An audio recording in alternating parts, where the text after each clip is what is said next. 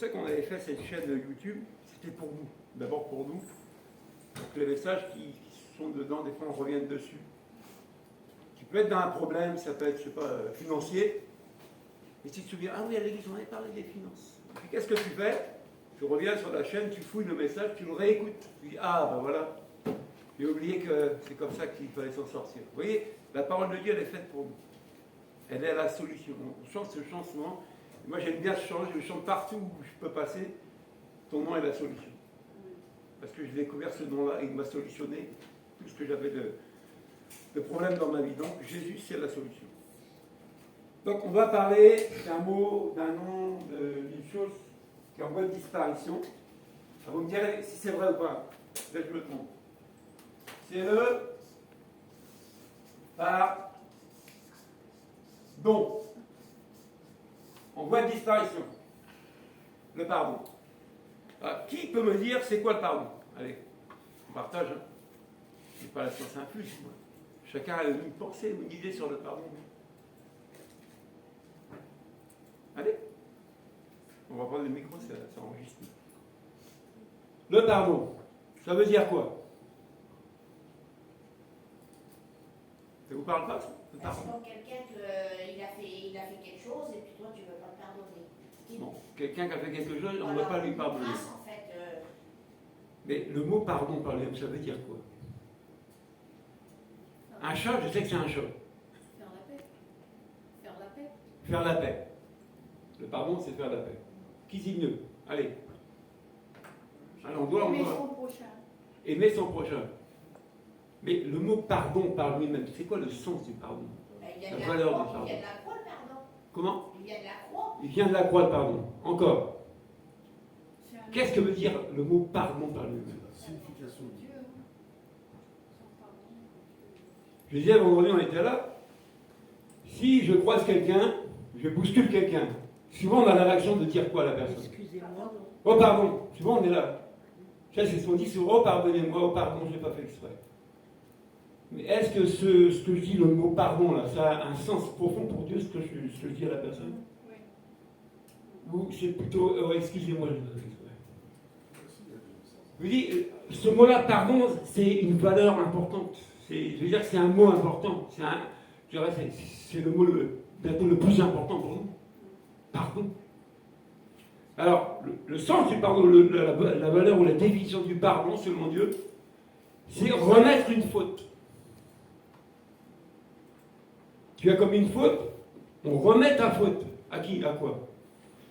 Pardon, c'est enlever et soulever pour mettre sur quelque chose ou sur quelqu'un. On commence à comprendre c'est quoi pardon? Alors, j'ai fait une erreur. Mon erreur, on l'enlève et on la porte ailleurs. Donc, si on me l'enlève, je ne l'ai plus. Oui ou non? Je ne l'ai plus. C'est ça? Si on m'enlève mon erreur pour la remettre ailleurs, c'est que je n'ai plus cette erreur-là. Elle n'est plus dans ma vie. Pardon, c'est enlever ou soulever et déposer quelque part. Le réel pardon, le sens du pardon, c'est ça. Ah oui, après, ce que le pardon apporte, on peut le détailler. Ça me libère, ça me fait du bien. Une fois que tu n'as plus ce poids-là qui te pèse, qu'on te l'a enlevé, qu'il a été soulevé et transporté pour être mis quelque part, forcément, tu n'es plus Jésus. Oui ou non? Oui ou non? On se connaît, non? Qui n'a jamais fait de bêtises ici, qui lève la main? Je ne pas le faire. Qui en a fait? Qui en fait encore? Mais ce qu'on fait souvent, hein, ça pèse, hein, c'est lourd. On n'est pas fiers des fois. Quand on dit que t'es pris en flag, là, flagrant délit. T'es pas fier hein, quand on t'attrape. Hein. Mais qui va ôter, enlever cette faute-là? Qui est capable de faire ça? Pour que tu te sentes libéré, soulagé. Ah. C'est chaud, hein? Ça pèse, on dit le poids de la culpabilité. Tes erreurs, tes fautes, ça donne un poids sur ta vie, la culpabilité. Tu es coupable, tu te sens coupable. J'ai fait, j'aurais pas dû, je suis coupable. Et quand on est coupable, qu'est-ce qu'on fait? On est exécuté, non? On va au photo. Allez, on va essayer de comprendre un peu plus. Vous savez, le pardon, c'est pas que dans le Nouveau Testament avec Jésus. On en parle dans l'Ancien Testament, du pardon, mais d'une autre forme. Regardez avant, dans le livre Lévitique, on va lire ensemble. Il faut qu'on comprenne. Alors, qui sait ce que c'est que le livre des Lévitiques? Pourquoi ce livre existe et pourquoi il a été écrit? Et pour qui? Lévitique vient de Lévite, non? Non? Avant, le service était fait par les prêtres et les Lévites dans le temple. Donc ce livre est écrit pour quoi? Pour donner des instructions aux prêtres et aux Lévites pour les pratiques qui se font et pour rendre le peuple saint. Amen. Pour marcher dans la sainteté, il y avait des règles qui étaient établies. Donc dans ce livre-là, moi je vous encourage à le lire. Il y a tout ce qui concerne notre vie, nos pratiques, tout. Tu trouves même le service militaire dans Lévitique. Tu trouves ce qui est pour l'homme, pour la femme, tu trouves tout. Donc c'est des règles qui étaient établies pour le peuple, pour marcher dans la sainteté. Mais tout homme, est-ce qu'il marche toujours dans la sainteté? Est-ce qu'on obéit tout le temps? Est-ce qu'on obéit tout le temps? On est là, on est où ce matin? Est-ce qu'on obéit tout le temps? Oui ou non? Non. Donc, dans ce livre-là, quand les gens désobéissaient, quand les gens commettaient un péché, le peuple, il fallait faire quelque chose. C'est comme nous. Quand tu commets une faute, tu es victime de ta faute, tu vas payer ta faute. Il faut que tu la payes. Maintenant, qu'est-ce qui se passe? On va lire dans Lévitique 4. Oui, si je ne me trompe pas. On va voir ça. Alors, c'est un peu long la lecture, vous allez comprendre pourquoi je voudrais qu'on lise ça, pour qu'on comprenne ce que c'était auparavant. Le sacrifice d'expiation. Donc, on expiait, on enlevait ton péché. Vous voyez qu'on soulevait ton péché, on allait le déposer ailleurs. Mais c'était lié à un sacrifice. Et sacrifier, c'est quoi? C'est donner ce qui est cher, ce qui te coûte, un sacrifice. C'est pas ce que tu as en plus. Alors on dit que l'Éternel dit à Moïse au verset 1, transmets ces instructions aux Israélites. Lorsque quelqu'un péchera involontairement contre l'un des commandements de l'Éternel en faisant des choses qui ne doivent pas se faire. Est-ce que ça ne nous arrive pas? Que Dieu nous commande et on ne fait pas? Oui ou non? Bon, si c'est ça, on fait un péché, on commet un péché. Mais regardez à cette époque-là, dans l'Ancien Testament. Ils disent, si c'est le prêtre consacré par onction qui a péché, et a rendu par là le peuple coupable, il offrira à l'Éternel en sacrifice d'expiation pour le péché qu'il a commis un jeune taureau sans défaut. Il amènera le taureau à l'entrée de la tente de la rencontre devant l'Éternel, il posera sa main sur la tête du taureau et l'égorgera devant l'Éternel. Le prêtre consacré par onction prendra du sang du taureau, l'apportera dans la tente de la rencontre, il trempera son doigt dans le sang et en fera 7 fois l'aspersion devant l'Éternel en face du voile du sanctuaire. Le prêtre mettra du sang sur les cornes de l'autel des parfums odoriférants, voilà, et qui est devant l'Éternel dans la tente de la rencontre. Il versera par le sang du taureau au pied de l'autel des holocaustes, qui est à l'entrée de la tente de la rencontre. Il enlèvera toute la graisse du taureau expiatoire, la graisse qui couvre ses entrailles, et toute celle qui est attachée, les 2 rognons et la graisse qui les entoure, qui couvrent les flancs, et le grand lobe du foie, qu'il détachera près des rognons. Le prêtre enlèvera ces parties comme on les enlève du taureau, dans le sacrifice de communion, et les brûlera sur l'autel des holocaustes. Mais la peau du taureau, toute sa viande avec sa tête, ses pattes, ses entrailles, ses excréments, le taureau entier, il le brûlera au feu du bois. C'est sur le tas de sang qu'on le brûlera. Si c'est toute l'assemblée d'Israël qui a péché, donc là on parle du prêtre qui a commis un péché, maintenant on parle du peuple. Regardez ce qui se passe encore. Si il a péché involontairement, si sans y prêter attention, on l'a fait contre l'un des commandements de l'Éternel, des choses qui ne doivent pas se faire, et c'est ainsi rendu coupable. Et si le péché commis vient à être découvert, l'assemblée offrira un jeune taureau en sacrifice. Donc je passe. mais je passe jusqu'au verset 20. Il procédera avec ce taureau exactement comme pour le taureau expiatoire. C'est ainsi que le prêtre fera l'expiation pour eux, et le pardon leur sera accordé. Vous voyez toute cette pratique-là qu'il y avait à faire quand on commettait un péché. Que ce soit le prêtre, que ce soit le peuple. Il y avait tout ce rituel-là pour qu'on soit pardonné. Il fallait sacrifier une bête. Alors moi, je me pose la question. Si je faisais partie du peuple et que j'ai commis un péché, et on m'a dit, il faut que tu amènes un taureau, ou que tu amènes un bouc, ou que tu amènes une autre bête, et que je n'ai pas d'argent pour acheter la bête, je fais comment? Posons-nous la question. Parce que là, pour être pardonné, il faut amener une bête, et pas n'importe laquelle. Il faut la sacrifier. Et il y a tout le rituel du sang. On brûle la graisse, c'est tout un rituel pas possible. Mais si j'ai pas d'argent, c'est quoi la question? Si j'ai pas d'argent pour acheter les pigeons, et j'ai pas le droit de voler, déjà j'ai commis un péché, je ne vais pas faire un deuxième. On ne s'est jamais posé la question. Si j'ai pas de quoi amener une bête pour sacrifier, donc mon péché, j'en fais quoi?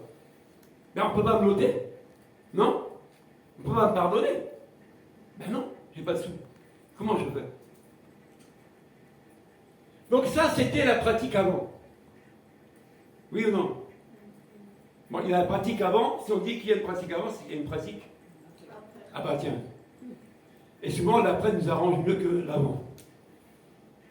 Mais regardez, c'est pas parce qu'on a simplifié les choses que c'est mieux. Faut pas croire.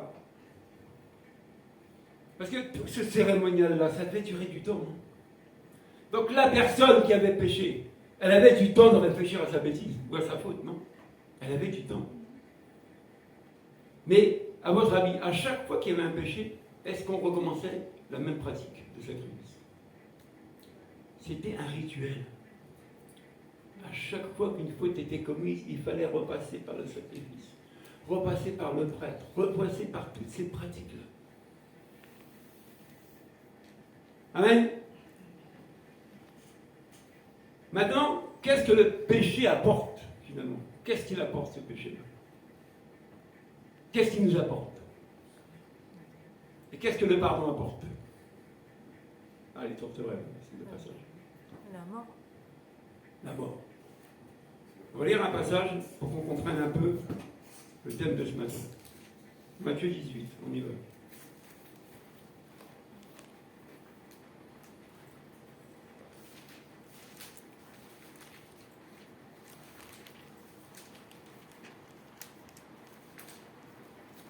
Au verset 21.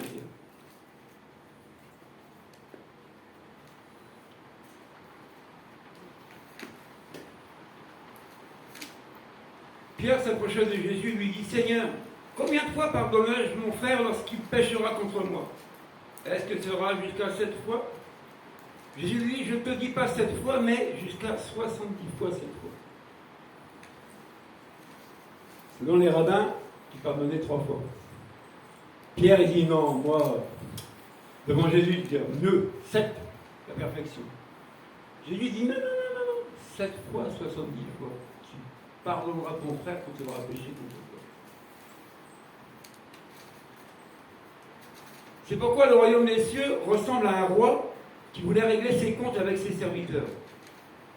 Quand il se mit à l'œuvre, on lui en amena un qui devait 10 000 sacs d'argent. Dans une autre version, c'est 10 millions. 10 millions de pièces. Donc il devait beaucoup au roi. Comme il n'avait pas de quoi payer, son maître ordonna de le vendre, lui, sa femme, ses enfants et tout ce qu'il avait, afin d'être remboursé de cette dette. À l'époque, c'était comme ça. Tu devais de l'argent, tu ne peux pas payer, on te vend comme esclave, toi et ta famille, pour payer la dette. Et si il n'y a pas assez, on te met en prison, même jusqu'au restant de ta vie. Parce que tu dois quelque chose. Rendez-vous compte, comment c'était auparavant? Aujourd'hui, on a le nom de Jésus, on dit Jésus a tout accompli à la croix, Jésus. Mais regardez ce qui se passait auparavant, avant que Jésus n'aille à la croix. Cette dette-là, il fallait la rembourser. Les gens, ils rigolaient pas. Tu dois de l'argent, tu payes. Donc ce serviteur-là, il n'avait pas de quoi rembourser sa dette. Et pas une petite dette, 10 millions de pièces. Pas une petite dette. Bon, s'il n'y a pas de quoi, la sentence tombe. On te vend toi, tes enfants, on vend tout le monde, comme esclave. Et puis comme ça, tu rembourses ta dette. Ou alors, tu finis tes jours en prison. Bon. Le serviteur se jeta par terre et se prosterna devant lui en disant, Seigneur, prends patience envers moi, je te paierai tout.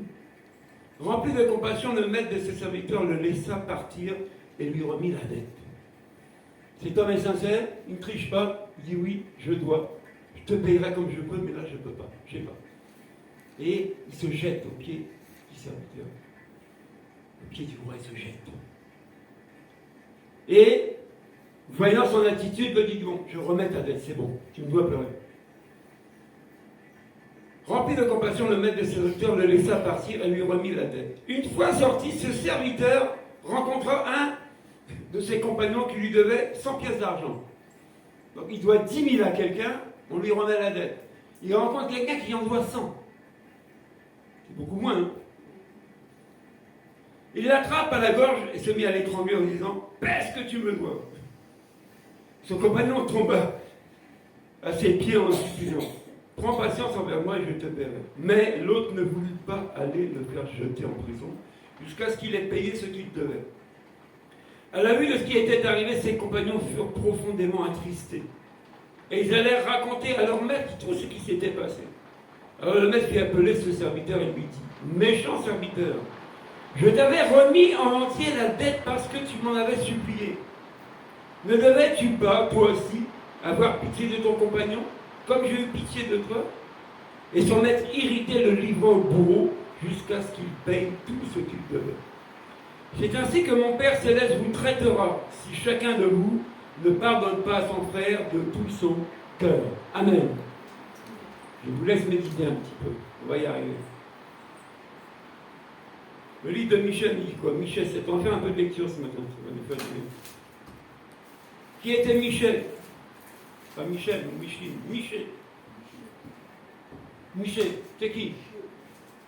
Qui est Michel? Michel dans la Bible, c'est qui? C'est qui Michel? Prophète. Oui, un prophète. Alors, on dit que il fait partie des petits prophètes. Mais Michel avait été choisi par Dieu pour un but. Toujours le même. Ramener le peuple à l'obéissance. Combien de fois on n'est pas à se détourner de ce que Dieu nous dit? Combien de fois? Donc, ce prophète-là avait été choisi pour ça, ramener Israël toujours dans le droit chemin. Et vous regardez, si vous lisez la Bible, à chaque fois le peuple revenait, à chaque fois le peuple repartait dans la désobéissance. Tout le temps. Et rappelez-vous ce qu'on a vu dans Lévitique. Si c'est ça, à chaque fois, c'est les sacrifices, c'est les rituels, et ça revient sans arrêt.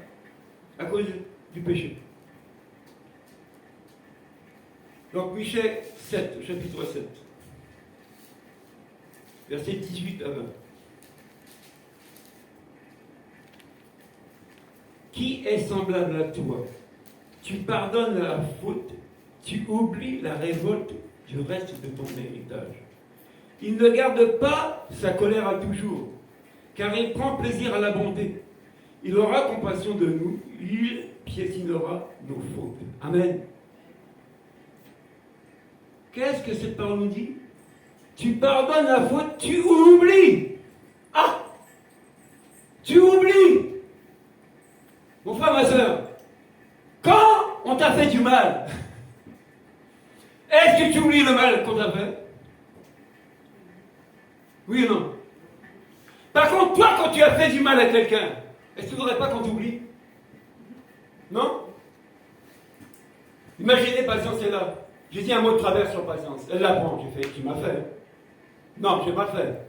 Donc, il faudrait bien qu'elle oublie ce que je lui ai fait pour qu'on devienne amis. Hein. Non, mais je voudrais bien un peu pour moi. Hein, je ne voudrais pas qu'elle me garde ça en rancune. Oui ou non? Donc, je voudrais bien que les gens oublient ma faute, mes erreurs. Je voudrais bien. Mais est-ce que moi, j'oublie les erreurs des autres? Parce que ce verset le dit, hein, qui est semblable à toi? Qui est semblable à notre Dieu? Qui est capable de te pardonner et d'oublier ta faute? Sincèrement, est-ce qu'on a oublié ce qu'on nous a fait jusqu'à aujourd'hui? Il y a un test pour le savoir. Si tu en parles encore, si tu n'as pas oublié. Ou alors tu peux en parler en témoignage. Mais si tu ressasses toujours ce qu'on t'a fait, c'est que tu n'as pas oublié ce qu'on t'a fait. Sous-entendu, tu n'as pas pardonné. C'est pas vrai. Bibliquement, tu n'as pas fait. Vous voyez, c'est bon où on en est, nous. On est loin, hein, des fois. Loin. Pardonner égale oublier. J'ai oublié. Ah, Régis, tu te rappelles ce qu'il a dit sur toi? Hein? Quand? Où? T'as oublié? Ben oui. C'est-à-dire que tu ne dois plus ressasser ça. L'acte qui a été commis, il a été commis. Ce qu'on t'a dit, on t'a dit, ce qu'on t'a fait, on t'a fait, tu ne peux pas le gommer comme ça. Mais le pardon te permet d'effacer ça de ton esprit. Ça te l'enlève, tu l'as oublié. C'est fini. Mais aujourd'hui, on est toujours à ressasser. Regardez, pour beaucoup, ce qui se passe dans des couples, parce que le couple, je le prends toujours par référence, parce que vivre à deux, c'est pas simple. Ah non. Vivre tout seul, c'est vivre tout seul. Mais vivre avec quelqu'un qui est différent de toi, oh non, maman. Enfin, c'est comme ça. Celui qui a choisi de se marier, c'est marié. Et c'est de quoi je parle. Mais regardez souvent des erreurs commises, parce qu'on en commet. Il ne faut pas croire que c'est tout rose. Mari ou femme, on commet des erreurs. Mais est-ce qu'on oublie les erreurs commises? Ou est-ce qu'on ramène ça sur le tapis? Il y a un passage, il disait, excusez-moi mesdames, il disait que les femmes, c'est comme un ordinateur. Mais le problème, c'est qu'il dit qu'un ordinateur, ça s'efface. La mémoire, tu peux effacer dans les ordinateurs. Mais il dit, la mémoire d'une femme, tu ne l'effaces pas. Il dit, elle va te ramener ce que tu as fait il y a 20 ans sur le tapis un jour. Eh bien, je vous dis que si on ressasse ça, c'est qu'on a un problème. On n'a pas oublié. Et si tu as pardonné, si vous êtes pardonné réciproquement, cet acte-là n'a plus à revenir. Je dis, sauf un témoignage, pour édifier, pas pour détruire. Imagine, tu as fait une grosse courbe. Je ne sais pas ce que tu as fait. Tu as mangé l'argent du foyer. Tu rentres à la maison, tu dis bonjour chérie. Bon, on va faire des courses. Il dit non, on ne peut pas. Comment ça on ne peut pas? J'ai dépensé tout, j'ai acheté. Ah là là, surtout l'argent. Bon, le temps passe, vous vous pardonnez, gloire à Dieu. C'est la paix de nouveau dans le foyer, on a oublié que le monsieur a fait des erreurs, il a mangé l'argent, bon, on a oublié tout ça. Le temps passe, 3 mois, 4 mois, et puis un jour, autour d'une dispute, parce que souvent ça arrive, la dame ressort ton affaire. Ah, dis donc, je croyais qu'elle avait pardonné. Je croyais qu'elle m'avait pardonné. Je croyais qu'elle avait oublié ça. Elle n'a pas oublié. Oh! Mais moi je te dis, bibliquement, si tu n'as pas oublié, c'est que tu n'as pas pardonné. C'est ce que je vous disais. On ne peut pas prononcer le mot pardon, c'est ça du mot pardon, banalement comme ça, ou en surface. Le pardon, c'est profond.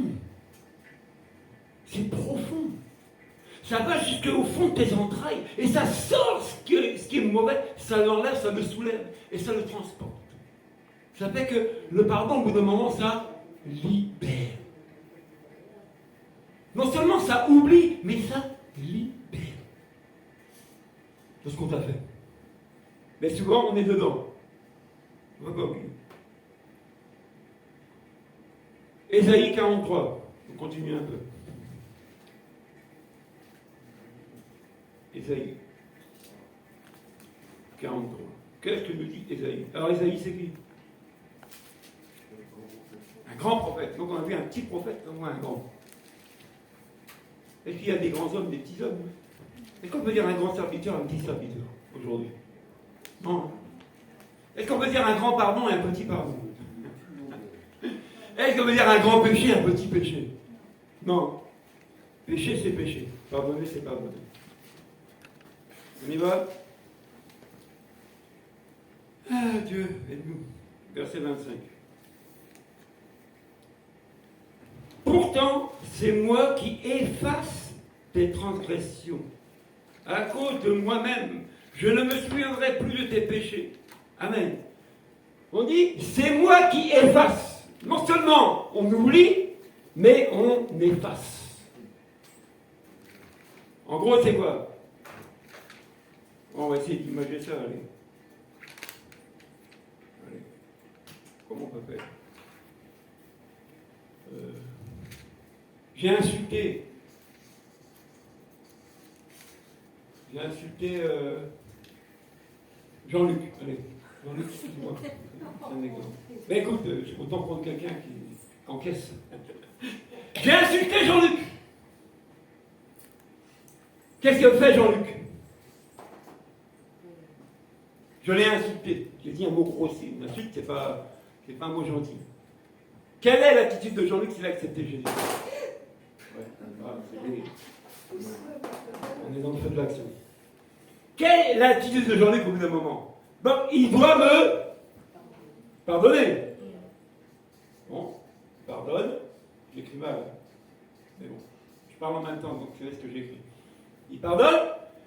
D'après ce qu'on a vu, il doit oublier. C'est ça? On l'insulte.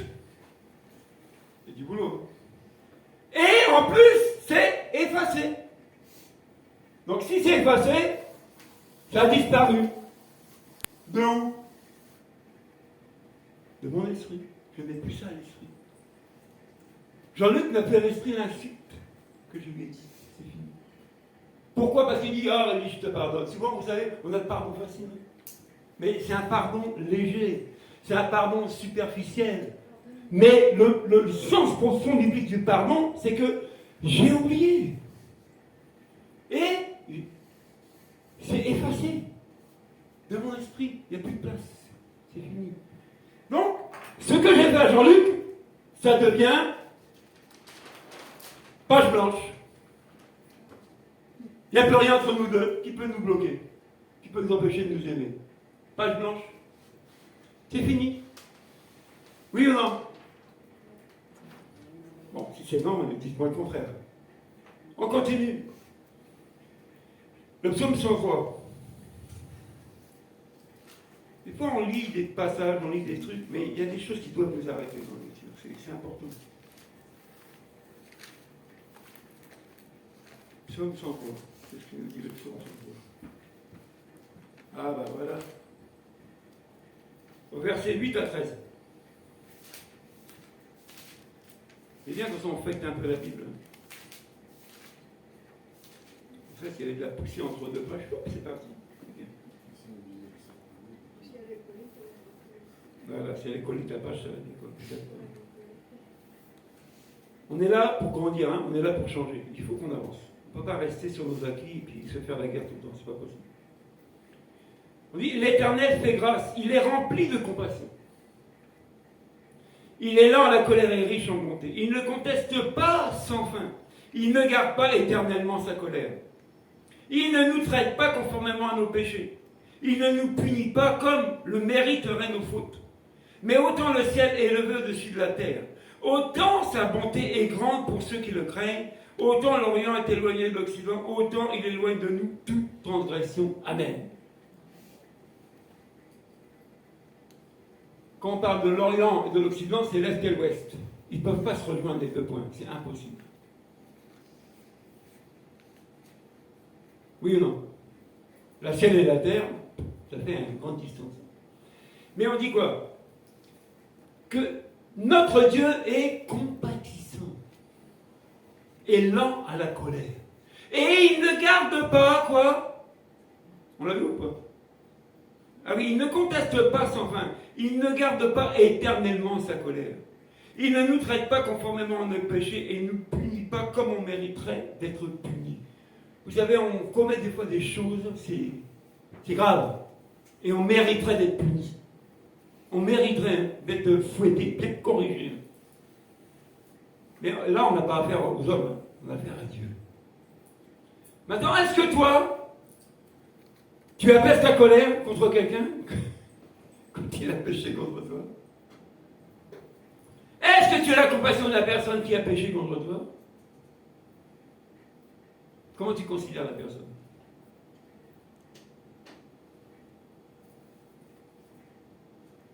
Oui ou non? Comment on considère la personne? Mais dis quoi? Il efface nos péchés et il éloigne. L'Occident, excusez-moi, ouais. L'Orient, l'Occident s'est éloigné. Donc il éloigne de toi tout ça. Il éloigne de toi ce mal-là. Il éloigne de toi. Il éloigne. Rappelez-vous, j'ai dit, le pardon, c'est enlever, soulever, éloigner loin de toi et loin de la face de Dieu. Donc c'est plus devant Dieu, c'est éloigné, c'est loin, c'est parti. Tu ne vois plus, c'est terminé. Mais nous sommes encore les yeux grands ouverts sur ce qu'on nous a fait, sur ce qu'on nous a dit. Elle est où la compassion? Elle est où la compassion? Elle est où? On continue? Allez, un peu plus loin. Acte 13, 38, 40. Là, on va dans les actes des apôtres. Et c'est l'apôtre Paul qui fait son discours, qui connaît Paul. Mais c'est quelqu'un, hein, Paul, pour qu'on en parle encore aujourd'hui. L'apôtre Paul.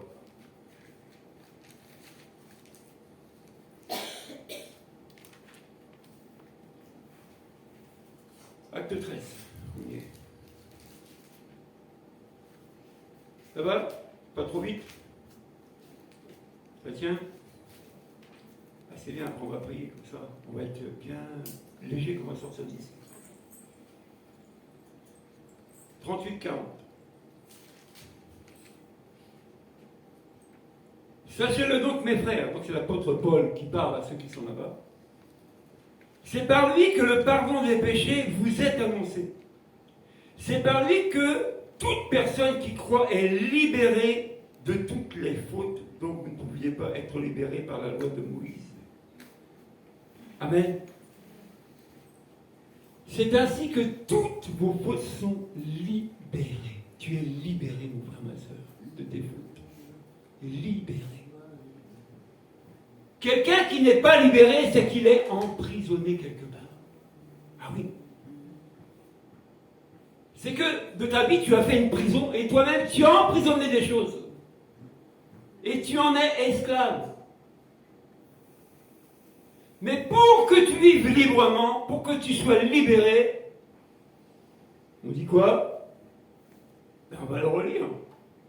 Sachez-le, mes frères, c'est par lui que le pardon des péchés vous est annoncé. Et c'est par lui que toute personne qui croit est libérée.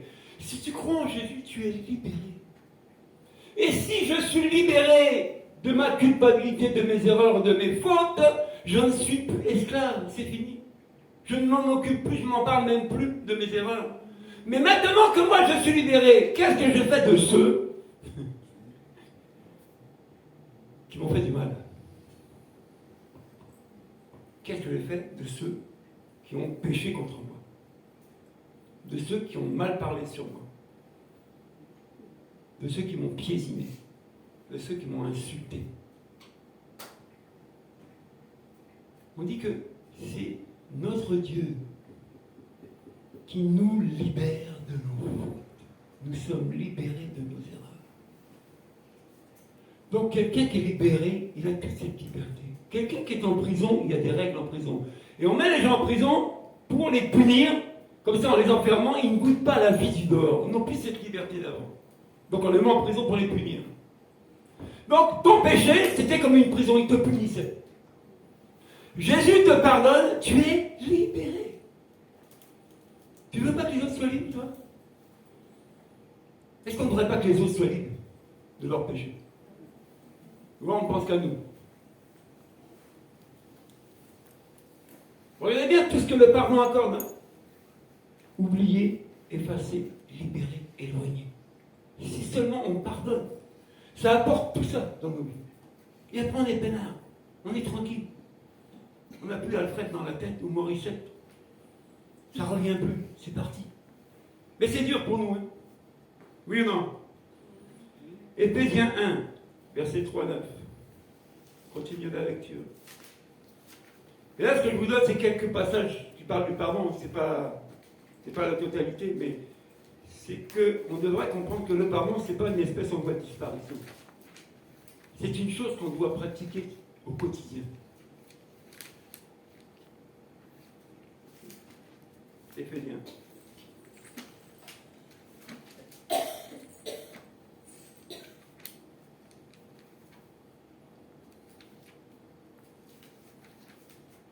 Voilà. Éphésiens 1, verset 3 à 9.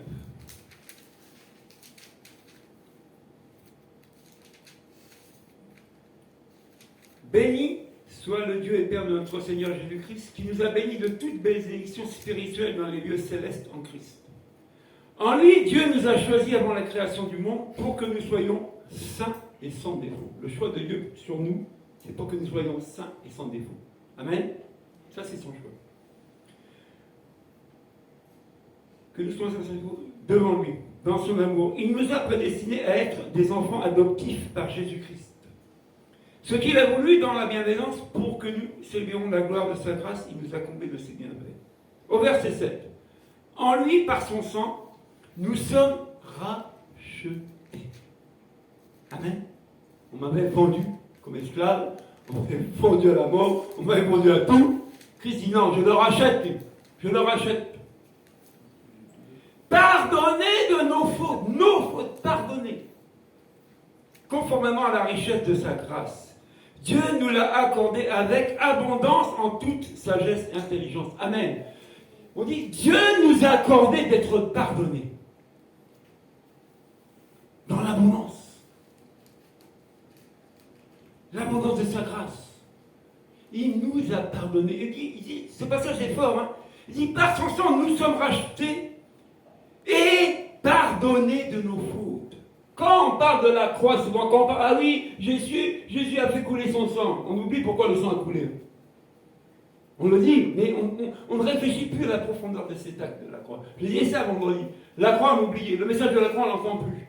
Donc, si on n'entend plus ces paroles-là, je vous dis, au bout d'un moment, ces valeurs-là qu'on devrait mettre en pratique en tant qu'enfant de Dieu, on va les zapper. Et on va mettre autre chose devant qui est cool, accessible, sans trop d'efforts. Donc ça ne m'engage pas de trop. Hein. Pédale, je fais ce que je veux, je viens quand je veux, je monte quand je veux, je descends quand je veux, je parle quand je veux.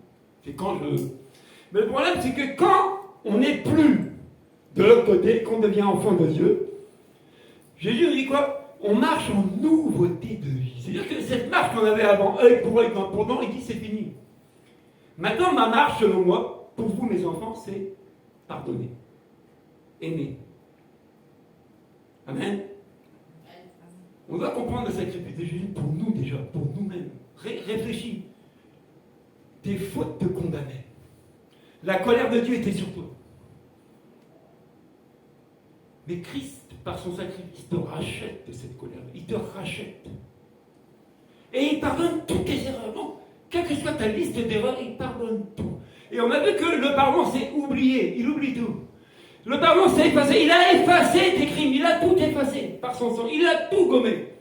Donc, tu peux avoir une grosse page de bêtises là. Par le sang de Jésus, tu as une page blanche, mon frère, ma soeur. Ta page est blanche devant Dieu. Donc, laisse les gens t'accuser. Laisse les gens t'insulter. C'est pas ta part. Toi, devant Dieu, tu dois comprendre qu'il t'a pardonné. Ma vie, c'est page blanche. Je ne dois rien à personne. Le diable n'a plus rien à me réclamer. Ni personne. Devant Dieu, je suis clean. C'est écrit. Et combien de fois on marche encore avec la culpabilité? Combien de fois on marche avec des mauvaises pensées? Combien de fois? Alors qu'on devrait comprendre, je suis libre, Jésus m'a racheté, c'est fini. Je dois vivre dans cette liberté, dans cette joie, dans l'abondance de la grâce. Mais pas toujours vivre à ressasser. Ah, un tel a dit, un tel a fait, et puis Germaine, et puis Joseph, et puis Tantine. Bon, t'as fini quand? T'en as pas d'autres? Vous voyez, ça nous bloque. Ça nous ralentit. Et ça empêche Dieu de nous bénir. Donc c'est bon en rien, finalement, de rester là-dedans. C'est mauvais en tout. Mais pour beaucoup, on est ancré là-dedans. Jean-Luc qui est là, moi, j'ai pas peur de le dire. Même si la vidéo passe sur Internet, ça me moque. Je dis la vérité, on ne se retient plus dans la vérité. On doit lâcher la vérité, dire la vérité, toute la vérité. Levez la main droite et dites Jésus. Pourquoi, à votre avis, des frères n'arrivent pas à s'entendre pour travailler dans le ministère? Pourquoi? À votre avis? Parce qu'il y a un ou l'autre qui a dit un sur l'autre ou a fait l'un à l'autre, donc ça bloque les deux. C'est pour ça qu'on n'arrive pas à s'associer dans l'évangile. Vous comprenez? Pourquoi on n'arrive pas, à vivre ensemble ou à cheminer ensemble? Parce qu'il y a quelque chose dans la vie de l'un des deux qui bloque. Et ce qui bloque, on l'a vu. C'est peut-être l'offense qu'on t'a faite ou toi qui as offensé quelqu'un. Mais on a la solution. On a la solution. C'est le pardon. Je me rappelle ici, on a fait une réunion avec plusieurs pasteurs et on avait amené le thème du pardon. Pourquoi on a du mal à s'associer, nous les frères? Pourquoi on ne se visite pas? Pourquoi on ne s'appelle pas? Le pourquoi, c'est parce que peut-être Régis a dit des choses sur tel pasteur. Donc le tel pasteur ne veut pas entendre parler de Régis. Il veut peut-être même pas voir Régis. Peut-être c'est vrai, peut-être c'est faux, mais toujours est-il que on ne peut pas être ensemble, on ne peut pas se rapprocher, on ne peut même plus s'associer. À cause d'une erreur qui a été faite, une faute. Alors que cette faute-là, selon la définition biblique, elle devrait être enlevée, soulevée et déposée sur qui? Mais sur Jésus. Il a porté nos péchés. Amen. Il s'est même sacrifié pour ces péchés-là. Mais pourquoi je garde quelqu'un captif encore? Pourquoi je garde l'erreur de quelqu'un dans ma vie, dans mon esprit, et je n'ai pas encore oublié, je n'ai pas encore effacé? Sans arrêt, je ressasse. Ah, Germaine, ah, Alfred, ah, Maurice. Mais, mon ami, c'est grave. Si tu es là, dans cet état d'esprit, c'est grave. Parce que si tu ne pardonnes pas, toi, ben est-ce que tu es pardonné? Ah, parce que c'est là qu'il faut en arriver au bout d'un moment. Je vous dis, il ne faut pas banaliser le pardon pour dire, oh, excuse-moi, oh, pardon. Pardon, patience. J'ai raconté des histoires là-dessus. Pardon. Ce que je fais, ça doit aller beaucoup plus loin dans la démarche. C'est pas de le dire, mais c'est de réparer ça. Vous comprenez? Et comment on peut réparer le tort que tu as fait à quelqu'un? On n'a jamais fait du tort à Jésus. Imaginez la scène de la crucifixion. Jésus est attaché à la croix, on se moque de lui, on lui crache dessus, on l'a fouetté, qu'est-ce qu'on n'y a pas fait? Mais quelles sont les paroles de Jésus à la croix? Père pardonneur, ils ne savent pas ce qu'ils font. Si tu aimes quelqu'un, est-ce que tu prends plaisir à lui faire du mal? Franchement. Prenons vrai. Si j'aime ma soeur Gladys, est-ce que je vais prendre plaisir à dire des salades sur sa tête? Oui ou non? Non? On est d'accord. Qu'est-ce qu'ils ont fait à Jésus sur la croix? Mais Jésus va au-delà de nos pensées. Il va au-delà de nos limites. Il accorde l'accès. L'accès auprès de Dieu. Le pardon. N'oubliez pas que ce qui nous sépare de Dieu, on est là, les petits bonhommes, hein? Et puis là, c'est Dieu. Et entre là et là, ben, il y a quelque chose qui nous séparait de Dieu. C'est quoi? C'est quoi? Nos péchés. Nos péchés. Nos péchés. Originels. Nos péchés. Ça faisait obstacle. On ne pouvait plus aller là. Mais il a fallu que quelqu'un rétablisse ça. Et c'est qui? Ben, c'est Jésus. Un JCS, c'est Jésus-Christ de Nazareth. L'abréviation. Vous voyez, hein? Je prends du galon. Hein? Franchement. Ben, dites amen, non? Mais il a fallu que lui, il nous réconcilie avec Dieu. Mais comment? Il s'est sacrifié. Et il nous a pardonné. Il a effacé nos péchés. Il les a oubliés. Il les a éloignés. C'est fini. Grâce à lui, tu as page blanche. Donc maintenant, on dit on a accès auprès du Père. L'accès est dégagé. Maintenant, je te pose la question. Si tu ne pardonnes pas, cet accès-là, lui, il sert à quoi? Si tu ne veux pas pardonner, tu restes sur ta position. Est-ce que tu crois que tu peux toujours parler avec Dieu? Est-ce que tu crois que ta relation, elle est bien, elle est limpide? Oh, je vais voir, tous les jours, je vais manger chez Dieu. Waouh, omelette, steak frit. Oh, il est bon avec moi. Il m'aime, il me bénit. Mais mon frère, non, pas lui. Est-ce que c'est comme ça? Est-ce qu'on a une relation parfaite? Une intimité parfaite avec lui? Mais on peut l'avoir à travers Jésus. Mais il nous faut aussi nous pardonner. Tu vois, on le dit, oui, le pardon libère. On le dit, mais des fois, on n'est pas libéré. C'est encore bien installé dans nos pensées, le mal qu'on nous a fait. Dis-toi bien que dans le monde, il n'y a pas de cadeau. Écoutez un message de Samuel Peter Schmidt qui disait que le monde spirituel existe, les gens sont contre ces choses de l'esprit. Mais il témoignait que lui, il a vu des êtres bizarres un jour. C'est le mec, il a vu une personne, mi-homme, mi-animal, comme ça, dans sa chambre. Il dit que sa fille, alors sa fille dormait bien, elle était jeune en âge, elle s'est mise à hurler. Puis il a prié, la bête est partie. Mais il disait que on vit dans un monde spirituel. Il dit, quelqu'un assis à côté de toi, mais rends-toi compte que ce quelqu'un-là, il est animé de quelque chose, tu ne sais pas. Mais tu dois le savoir. Et il disait que la première chose qu'il a dit à ses disciples, voici les signes qui accompagneront ceux qui auront cru. La première chose qu'il a dit, en moment où vous chasserez les démons. Aujourd'hui, quand on parle de démons de l'assemblée, les gens plient bagages, ils partent. Mais Jésus a dit, voici les signes qui vont accompagner ceux qui auront cru en mon nom. Au moment où vous chasserez les démons. Mais vous ne ferez pas que ça. C'est pas un sport. Mais ça fait partie de nos vies. Vous comprenez? Mais ça, c'est pas ça là, on n'en veut plus. Pourquoi? Parce qu'on est rentré dans un moule où il ne faut plus dire la vérité. Il ne faut plus parler de la vérité. Il ne faut plus reprendre ton frère, il ne faut plus reprendre ta soeur, il faut les laisser. Laisse-les, il ne faut pas leur dire, ah non, tu ne devrais pas. Bon, on ne doit rien faire. Donc on doit laisser les gens dans leur péché, c'est ça. Alors que Jésus a été à la croix à cause du péché. Vous comprenez? C'est à cause du péché. À cause de toi, à cause de moi qu'il a été là-haut. Mais malgré ça, il nous a pardonné. Et nous, on reste bloqués sur quelqu'un ou sur quelque chose qui nous a blessés, qui nous a meurtris. Pose-toi la question, Jésus n'a pas souffert? Jésus n'a pas été meurtri? Et nous, en tant qu'enfants de Dieu, quel est notre travail? Quelle est notre responsabilité maintenant? Celle qui nous a laissés. Parce qu'on est tous, hein? Tout le monde est dans l'affaire. Ah oui, on continue. Et bien, il a la fin, n'inquiétez pas, on arrive. Luc 6.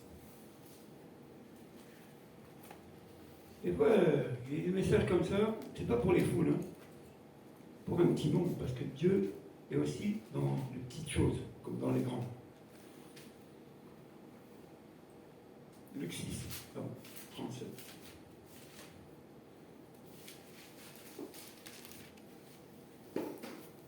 Voilà. Ne jugez pas et vous ne serez pas jugés. Ne condamnez pas et vous ne serez pas condamnés. Pardonnez-vous et vous serez pardonnés. Amen. Il n'est pas dit, il faut d'abord qu'on me pardonne pour que je pardonne. Ça, c'est la parade. Ouais, ben j'attends qu'il vienne s'excuser. J'attends qu'il vienne me demander pardon, celui-là. Sur ça, je ne bouge pas. Sur ça, il ne revient pas à la maison. C'est puni. Il dit, pardonne et sois pardonné. C'est toujours réciproque. C'est toujours dans les deux sens. Regardez, ça, c'est dans les deux sens. Hein. C'est toi vers Dieu et Dieu vers toi. Pas de pardon, oh. C'est fini. L'un ne va plus vers l'autre. Lui, tu tends toujours la main, mais toi, tu ne peux plus l'attraper. Mon pardon. Mon pardon. Lui, si on ne rentre pas dans cette émission-là, on va faire du folklore, on va s'amuser, on va faire des sketchs, on va tout faire. Hein. Du spectacle. Mais le résultat de tout, devant Dieu, ça va donner quoi? Parce que ça, je ne fais pas, ça, j'ai pas envie, ça, je ne peux pas. On en a des montagnes que je ne peux pas, où j'y arriverai pas. Mais tout est possible à celui qui croit. Tout. Il n'y a pas un truc qui n'est pas possible avec Dieu. Tout. Même pardonner, c'est possible. Mais pour que tu arrives à pardonner, tu dois accepter que Christ, toi, t'a pardonné. Parce qu'on ne vient pas à Jésus si on n'a rien à se reprocher. Oui ou non? Tu supplie. Quand tu croises des gens dans la rue, qu'est-ce qu'ils te disent souvent? Moi, j'ai rien fait de mal. Moi, je vole personne. Moi, je suis gentil avec ma femme. J'aime mes enfants. Hein? Je ne suis pas une bandit. Donc, les gens, s'ils l'écoutent, ils n'ont rien à se reprocher. Mais bibliquement, ça ne tient pas devant Dieu. Ils ont péché parce qu'ils sont nés dans le péché. Ils sont conçus dans le péché. Ils ne peuvent pas y réchapper. On ne devient pas chrétien. C'est-à-dire qu'on n'est pas chrétien à la naissance, plutôt. On devient chrétien par conviction. Et la conviction première, quand tu t'approches de Christ, c'est la conviction du péché. Qui doit te chahuter. Regardez, quand Pierre à la Pentecôte, il a prêché quoi? La repentance pour le pardon. C'est-à-dire que pour être pardonné, il faut d'abord vouloir changer d'attitude. Tu peux dire, bon, c'est vrai que je dis toujours du mal d'un tel. Allez, on va prendre toujours patience. Allez, aujourd'hui j'en profite. Je pars toujours sur patience. Mais pour que moi je sois pardonné, il faut que je pas raison de changer pour qu'elle me pardonne aussi. Il faut que j'arrête de casser du sucre sur le dos. Là, je commence déjà à vouloir changer. Et dans mon changement, Dieu me voit et dit, voilà, c'est bon, tu es pardonné. La repentance pour le pardon. Pas le pardon pour la repentance. On mélange tout. On pense qu'on est pardonné, on ne s'est pas repenti. Vous voyez, il nous manque plein d'éléments dans nos vies et malheureusement, on n'avance pas, on est bloqué. Et on ne voit plus Dieu. C'est fini. Et pareil, tu jalouses le frère qui est béni. Tu jalouses la sœur qui est bénie. Mais eux, ils ont fait la bonne démarche. Ils ont fait bien. Ils ont pardonné. Ils sont libres. On continue? On arrête là. Colossiens 3, allez, on va finir. Non, on va finir. Il faut qu'on finisse.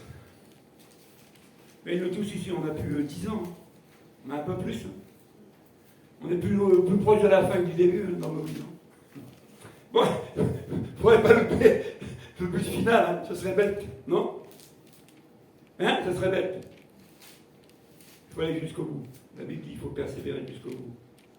Et ce que je vous dis ce matin, c'est voilà, pour moi, ne croyez pas que je suis exempt de la parole de Dieu ou du message, jamais. Je le mets toujours dedans. Je dis, moi, je veux être vrai, je ne veux pas être disqualifié. Moi aussi, hein. J'ai besoin. Que des fois, je dis des choses où je parle d'une chose et puis je m'aperçois, si j'en parle encore, c'est que je n'ai pas oublié. Donc j'ai un boulot à faire. Ne croyez pas que je suis meilleur que vous. Moi, je le dis tout le temps. On n'est pas au-dessus de tout. Non, non. C'est Dieu qui est au-dessus de nous. Verset 12. Ainsi donc, en tant qu'être choisi par Dieu, saint et bien-aimé. Vous êtes choisi par Dieu, saint et bien-aimé. C'est pas moi qui le dis, c'est Dieu. Hein? Revêtez-vous des sentiments de compassion. La compassion, c'est quoi?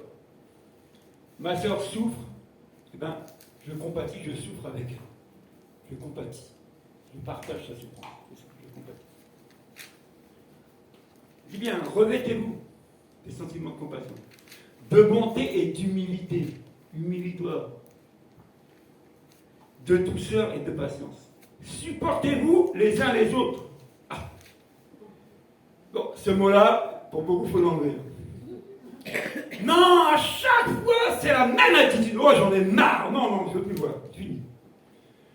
Chérie, range tes chaussures quand tu rentres. Chaque fois, c'est pareil. Les godasses, ça traîne pas. Je supporte plus ça. Je supporte plus ça. Jésus dit, supportez-vous les uns les autres. Et si quelqu'un a se plaindre d'un autre, on se plaint jamais de quelqu'un? Mais soyons vrais, est-ce qu'on se plaint jamais de quelqu'un? Si. Bon, et qu'est-ce qu'on doit faire? Il dit, si quelqu'un se plaint d'un autre, pardonnez-vous réciproquement. Tout comme Christ vous a pardonné, pardonnez-vous aussi. Je reviens à ce que je disais. Si nous ne sommes pas conscients du pardon accordé à la croix, de nos péchés, de nos fautes, on ne pourra pas pardonner à quelqu'un. Et pour beaucoup, on ne vit pas le pardon de Dieu. On ne le vit pas. C'est pour ça qu'on est toujours les griffes prêts à bondir quand on nous fait du mal, quand on nous pique. Mais on ne ferait pas. On dit que si j'ai toujours à me plaindre de patience, tu prends aujourd'hui. Il dit, pardonnez-vous réciproquement. C'est pas que moi, c'est elle aussi. Comprenez? Pourquoi? Comme Christ m'a pardonné.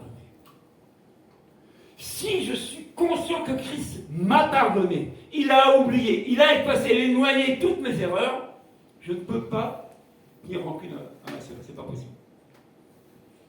C'est pas possible. Bibliquement, c'est pas possible. Maintenant, si on est dans un cas de figure où j'ai du mal à oublier, j'ai du mal à effacer ça, mais il nous reste quoi? Il nous reste quoi? Mais il nous reste quoi? L'aide de Dieu, non? Est-ce que Dieu va nous rejeter? Mais tant qu'il n'est pas revenu, c'est qu'on peut encore changer. Après ça sera trop tard. Oui ou non? Je dis tout le temps, Jésus est toujours le sauveur. Il n'est pas revenu comme juge encore. Il reste sauveur. Donc on a toujours accès auprès de Dieu à travers Jésus. Il dit, Jésus, aide-moi à pardonner mon frère. Aide-moi à oublier le mal qu'il m'a fait. Aide-moi. Aide-moi. Vous savez, la vie, aujourd'hui, dans notre monde, c'est lié à une seule chose. Dans le monde, hein, je ne parle pas de l'Église. L'argent. Tu tournes dans ta famille qui n'a pas Jésus. Si tu veux être le bienvenu, si tu veux peser, si tu veux être invité tout le temps, à bout d'un moment, ça sera lié à l'argent. Pas à l'amour. Il n'y a pas d'amour dans le monde. Il n'y en a pas. Il y en aurait, ça se saurait. Il n'y en a pas. Mais Dieu a aimé le monde pour que les gens reçoivent cet amour-là. Donc, obligatoirement, on va te mettre à part. Pour être accepté quelque part, on dit il faut peser. Hein? Mais tu le sens quand tu rencontres des personnes qui n'ont pas Jésus, tu le sens. Tout est lié à l'argent. À votre avis, les guerres qui se passent aujourd'hui, un peu partout, c'est à cause de quoi? L'argent. À cause de quoi encore? Ben, à cause qu'il s'est passé quelque chose entre deux pays, entre deux personnes, et ils ne se sont pas pardonnés. Donc il n'y a pas de paix. Il n'y a pas de réconciliation. C'est toujours la guerre, la guerre, la guerre. Et si toi, tu n'as pas fait la paix avec quelqu'un, tu es toujours dans la guerre. Et tu resteras dans la guerre. Mais il nous faut pardonner pour vivre en paix. Il faut le pardon. Mais il n'y a pas de pardon. Et on va finir par la beauté. Là, c'est le summum du pardon. Qu'il veut. Tu repars avec si tu veux. C'est comme les frères, les gros. Qui veut le dernier colis? Tu repars avec. C'est gratuit, c'est cadeau. Qui le veut? Tu embarques ça ce matin. Tu ramènes chez toi. Et tu es heureux. Et pesé un 5. On y va. Vous voyez, moi, j'ai le sourire. Je ne suis pas coincé quand je parle de pardon. Mais on a un boulot, nous tous. Oui, on a tous le boulot. Si on veut voir les choses changer, on a la solution. 1, 3.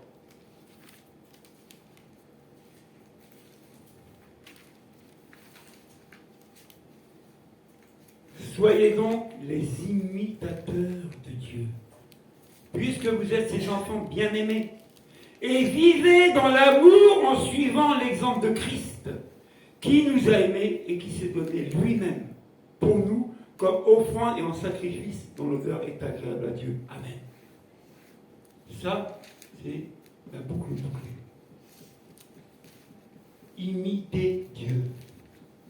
Imiter. C'est faire comme. C'est vouloir ressembler à. Je vous dis, si on changeait un peu notre manière de considérer qui est Jésus, et on serait humble, on serait vraiment tranquille, et on ferait des prières très simples. Jésus, je veux t'imiter, je veux être comme toi, je veux te ressembler. Vous croyez que Dieu nous laisserait comme ça dans nos travers? Si c'est sincère notre démarche, si vraiment on était vrai quand on prie, au lieu de demander toujours des choses pour nous, pour les autres, dis Seigneur, je veux te ressembler, je veux être comme toi Jésus, comme tu étais, à pardonner les autres, à aimer les autres. Tout le monde dit, ah oui, même ton pire ennemi, on l'a dit, hein. Mais mon pire ennemi, je l'aime pas, c'est pas bon. Mon pire ennemi, il ne leur ramène pas un verre d'eau, qui craigne, c'est ce qu'on dit. C'est dur ce que je dis, mais souvent dans la tête, c'est ce mot-là qu'on a, on ne le sort pas. Mais il est là-dedans. C'est bien fait pour lui. Il n'a qu'est-ce qu'il mérite. On méritait quoi, nous, devant Dieu? Sans Jésus, qu'est-ce qu'on méritait? Tu l'as dit tout à l'heure. La mort. Eh oui. La mort qui est liée au péché. Mais Christ, ressuscité, nous a apporté quoi? La vie. Et nous sommes vivants. Amen. Donc on va prier. On va être sincère, il ne faut pas tricher. Tu ne veux pas prier, tu ne pries pas, c'est ta part. Mais on ne peut pas rester insensible devant ces paroles-là ce matin. Tous on se connaît. Pour certains, le pardon c'est assez facile. C'est-à-dire que quand dès qu'on brûle, tu ne danses pas tout de suite, mais le lendemain tu danses. Mais sur le coup, tu... Oh! Franchement, j'aurais jamais cru qu'il aurait dit ça de moi. Alors voilà, comment elle a pu penser ça de moi? Comment? Oui, tous on est dans ces affaires-là. Il n'y a pas un qui n'y est pas. Mais on a un Dieu qui fait grâce. Alors ce matin, je voudrais que tu pries pour toi. Si tu n'as pas oublié le mal qu'on t'a fait un jour, c'est le bon moment de prier. Pour que Dieu t'enlève ce mal-là. Pour que tu amènes d'oublier et ne pas ressasser tout le temps. Prions. Prions. Prions parce que souvent ça revient. Tu penses que tu as oublié. Puis quand tu croises la personne, tu entends un événement ou une chose, ça revient dans ton esprit. Et tu es triste de nouveau. tu ressasses ce qu'on t'a fait. Prions, je vous dis, prions, il faut qu'on soit libérés. Il faut qu'on sorte de cette réunion la page blanche. Une page blanche pour les autres aussi, pas que pour nous. Une page blanche pour mes frères et mes sœurs qui m'ont offensé. Une page blanche pour ma famille qui m'a maltraité. Une page blanche pour ceux qui ont humilié. Une page blanche pour ceux qui m'ont roulé dans la farine. Ceux qui ont abusé de moi. Ceux qui sont égoïstes. Ceux qui sont hypocrites vis-à-vis de moi. Une page blanche, je veux en être libéré. Prions vraiment que Dieu nous libère de tout ce qui nous pèse, les uns envers les autres. De tout ce qui nous reste encore captif. Christ veut nous libérer. Libérer de la mort et du péché, libérer. Notre réelle libération, c'est pas ça la croix. Christ est mort pour nous tous. Et il nous a pardonné nos erreurs. Quand bien même, nous ne pensons jamais être libérés de nos erreurs, de nos fautes. Je vous dis tout le temps, quand tu as fait du mal à quelqu'un, tu n'es pas fier. Surtout quand les gens le disent, quand ils te voient passer, ah, t'as vu celle-là, ah, t'as vu ta ta ta ta ta ta ta ta. Rien que le ta ta ta ta, ça te tue. Ça t'empêche de relever la tête. Christ relève ta tête. Ayons confiance en Dieu. Prions ce matin. Je dis, nos assemblées souffrent du manque de pardon. Pour un oui, pour un non, on ressasse des choses. On dit des choses, on fait des choses. Et après on dit, ah, Dieu ne fait plus rien, mais il ne fera plus rien. Dans l'image de ce dessin, vous l'avez vu, c'est bloqué. Il n'y a plus de communication avec lui, c'est fini. Mais on a la clé pour rétablir ça ce matin. On a encore ce libre accès auprès de lui, fluide, sans rien qui nous empêche de nous parler et d'agir l'un vers l'autre. Rien, ni personne. C'est le pardon réciproque, des deux côtés. Moi je vous dis, rentrez chez vous avec cette parole d'aujourd'hui. Mettez-vous sincèrement à genoux devant Dieu, ou debout comme tu veux, mais dans un lieu secret où il n'y a personne.